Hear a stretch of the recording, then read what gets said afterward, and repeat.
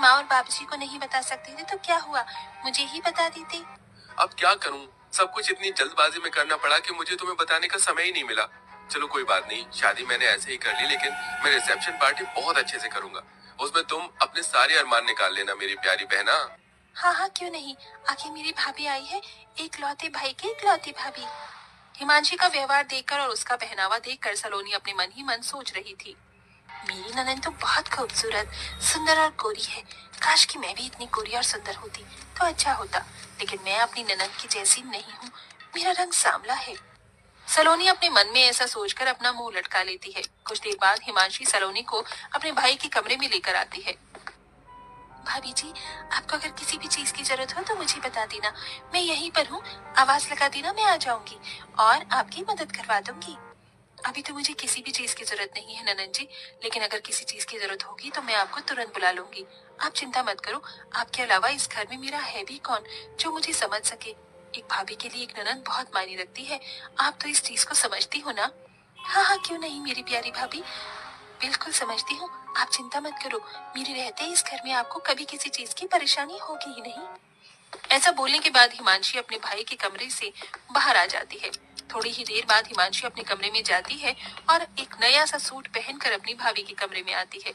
अरे भाभी, अभी तक आप तैयार नहीं हुई हो, रुको मैं आपको तैयार कर देती हूँ। हिमांशी अपनी भाभी सलोनी को तैयार करने लगती है। तभी सलोनी देखती है कि हिमांशी ने बहुत सुंदर और प्यारा सूट पहना होता है। वो शीशे में अपनी ननद को देखते हुए कहती है, क्या बात है ननद जी, तुम्हारा ये सूट कितना प्यारा लग रहा है, तुम्हारे गोरे रंग पर खिल रहा है। मेरा रंग काला है ना, तो मेरे ऊपर ऐसे कपड़े अच्छे नहीं लगते। मैंने कई बार ऐसे कपड़े देखे हैं, लेकिन मेरा रंग और बेकार लगने लगता है। अरे भाभी, कैसी बात कर रही हो आप, ये तो बहुत प्यारा कलर है और ये कलर भी मीडियम है। इसे गाजरी कलर बोलते हैं। आपको पता है ये कलर हर एक औरत के ऊपर जचता है, फिर चाहे वो काली हो या गोरी हो।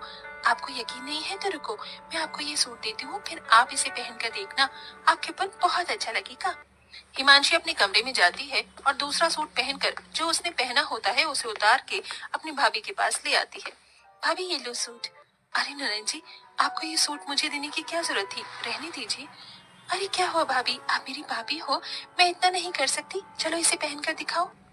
हिमांशी के ऐसा कहने के बाद सलोनी हिमांशी की बात मान लेती है और सूट पहनकर अपनी ननन को दिखाती है। देखो ननन जी, कैसा लग रहा है। पहले तो मुझे लग रहा था कि मेरे रंग के ऊपर ये अच्छा नहीं लगेगा, लेकिन मेरे सामने रंग के ऊपर ये मुझे बहुत अच्छा लग रहा है। हाँ हाँ, क्यों नहीं भाभी, आपके ऊपर ये रंग बहुत अच्छा लग रहा है। कलर कुछ नहीं होता भाभी, पहनने का तरीका होना चाहिए। आपके ऊपर ये सच में बहुत अच्छा लग रहा है। आज से आप इसे अपने पास ही रख लो। हिमांशी ऐसा कहकर अपनी भाभी को तैयार करने के बाद मुंह दिखाई के लिए लेकर आती है, जहाँ सब बहुत अच्छे से उसकी मुंह दिखाई की रस्म करते हैं और सभी उसे शगुन देते हैं। साथ में हिमांशी भी एक प्यारा सा तोहफा अपनी भाभी को देती है। भाभी, मैं आपके लिए ये इतना प्यारा सा तोहफा लेकर आई हूँ, इसे हमेशा अपने पास ही रखना। आप तो बहुत अच्छी हो ननन जी, आपका बहुत बहुत शुक्रिया। इस तरह हिमांशी अपनी नई भाभी के आने पर बहुत खुश होती है, लेकिन सलोनी बहुत ही चालाक होती है। उसे जो भी चीज हिमांशी की अच्छी लगती है वो उससे लेने के चक्कर में उसके सामने ऐसा दिखावा करती है जैसे उसके रंग की वजह से उसके ऊपर कुछ भी अच्छा लगता ही नहीं। एक दिन सलोनी अपनी ननद के कमरे में आती है तो वो ननद के ड्रेसिंग टेबल पर बहुत महंगा महंगा मेकअप का सामान देखती है। कितना महंगा महंगा मेकअप का सामान है, मुझे तो बड़ी हैरानी हो रही है। ऐसा सामान तो मैंने कभी देखा ही नहीं जिंदगी में। अरे भाभी, आप यहाँ, कुछ काम था क्या आपको? नहीं, कुछ काम नहीं था, मैं तो बस ऐसे ही आई थी। वैसे ननन जी, आपके कमरे में ड्रेसिंग टेबल पर ये इतना महंगा महंगा मेकअप का सामान, वैसे तो मैं भी सोचा करती थी कि मैं मेकअप करूंगी, लेकिन मेरा रंग सांवला है इसलिए मेरे रंग पर पता नहीं मेकअप खिलेगा या नहीं। अरे भाभी, आप भी ना कैसी बातें करती हो और सोचती हो, ऐसा कुछ नहीं होता।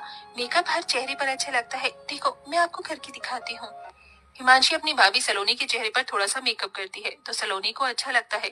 तभी सलोनी कहने लगती है, ननन जी बहुत बढ़िया मेकअप है आपके पास, काश कि मेरे पास भी होता। होने की क्या बात है भाभी जी, ये है ना, आप इसे रख लो, मैं अपने लिए और मंगा लूंगी। आपके पास रहे या मेरे पास रहे, कौन सी बड़ी बात है। सलोनी ये सुनते ही खुश हो जाती है।